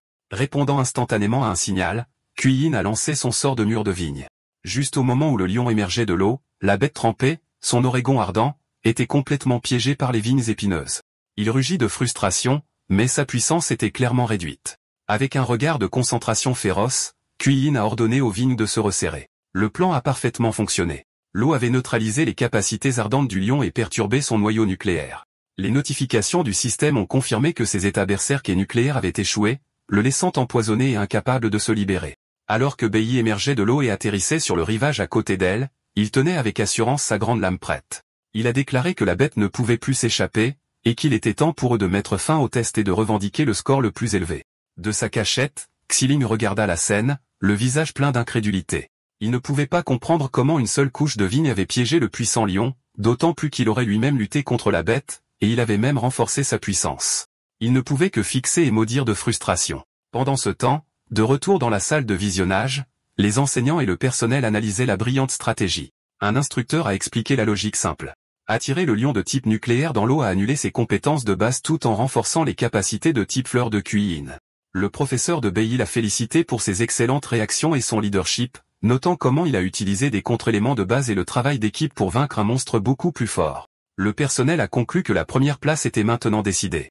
Seul le coup final restait. Ils ont discuté avec enthousiasme qu'une fois les images soumises à la guilde, Bei avait une réelle chance d'obtenir le score le plus élevé de l'histoire de l'académie. Mais au moment où ils attendaient la frappe finale, le flux en direct est soudainement devenu noir. Les téléspectateurs étaient confus, se demandant pourquoi la diffusion s'arrêterait à un moment aussi crucial. De retour dans le donjon, la raison était claire. Le drone d'enregistrement gisait brisé et fumant sur le sol. Xiling se tenait à proximité, un sourire cruel sur son visage et un arc d'énergie brillant à la main. Il pensait que sans preuve vidéo, Bei pouvait oublier d'obtenir le score le plus élevé. La menace éliminée, une notification du système a confirmé leur victoire sur la bête de classe D de niveau 11, leur attribuant 100 points d'expérience. Bei a complimenté Kuei-in, lui disant que c'était grâce à ses capacités. Elle a répondu modestement qu'elle n'avait réussi que parce qu'elle avait suivi ses instructions. Cependant, Bei l'a corrigé, expliquant que c'était sa propre formation dédiée qui avait accumulé suffisamment de résistance élémentaire, ce qui lui avait permis d'utiliser une seule compétence si puissamment. Kuei-in le regarda, perplexe, répétant résistance élémentaire comme si elle l'entendait pour la première fois. Juste à ce moment-là, un Xilin mécontent est sorti de sa cachette. Il leur a dit avec condescendance que maintenant que le patron était vaincu, ils pouvaient réserver leur bavardage pour l'extérieur. Bei et Kuei-in se sont simplement tournés vers lui avec des regards froids et peu impressionnés. Xilin leur a dit qu'il en avait assez des jeux de leur superviseur. Bei a froidement confronté Xilin, lui demandant s'il connaissait le grave danger dans lequel il les avait mis en envoyant un monstre de classe D amélioré sur de nouveaux étudiants. Xiling, se détournant, a essayé de détourner le blâme, affirmant qu'il avait l'intention de renforcer Kuei-in, mais elle avait esquivé. Bei l'a immédiatement interrompu, déclarant que ses compétences devaient être pathétiques s'il ne pouvait même pas viser correctement. Avec un regard perçant, Bei a demandé comment il pouvait se dire archer avec une si mauvaise visée. Kui-in, maintenant tout aussi en colère, s'est jointe à lui, remarquant qu'il n'était pas étonnant qu'il n'ait pas pu entrer dans l'équipe de l'école ultime. Fou de leurs insultes, Xilin s'est retourné, son arc d'énergie s'est enflammé en demandant ce qu'il venait de dire. Sans broncher, Bei s'est placé devant Kui-in, prêt à bloquer toute attaque. Submergé par leur défi, la colère de Xilin sembla se dégonfler en ressentiment. Il baissa lentement la main, marmonnant que la route à venir était longue. Tournant le dos, il a lancé une dernière menace, leur disant d'attendre avant de se précipiter vers la sortie du donjon. Après son départ, Bei et Kui-in se sont approchés du drone détruit que Xilin avait détruit. Kui-in, furieuse, a commenté la terrible personnalité de leur aîné. Elle a ensuite remarqué Bei examinant la machine cassée et lui a demandé ce qu'il faisait. Bei a expliqué que leur superviseur avait détruit la caméra pour les empêcher d'obtenir un score élevé.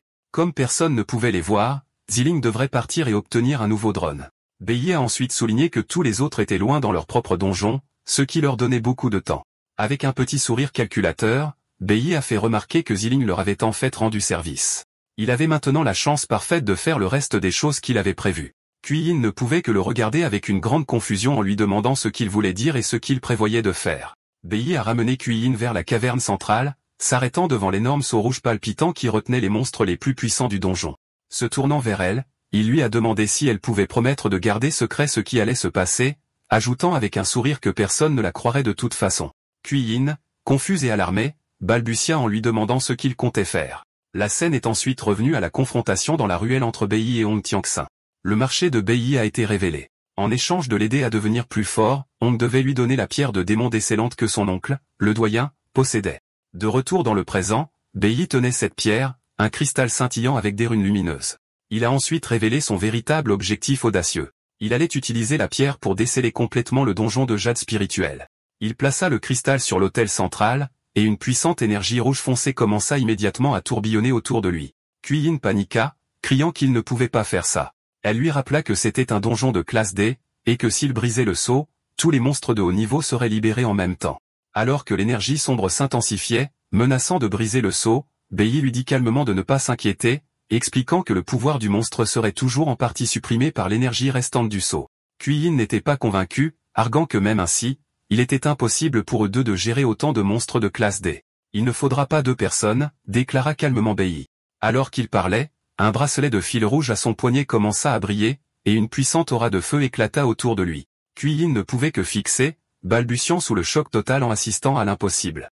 Bei se tenait devant elle, non plus un guerrier, mais un mage tenant un bâton lumineux et entouré d'énergie magique. Les yeux de Kui-in s'écarquillèrent alors qu'elle criait, demandant comment il pouvait être un mage.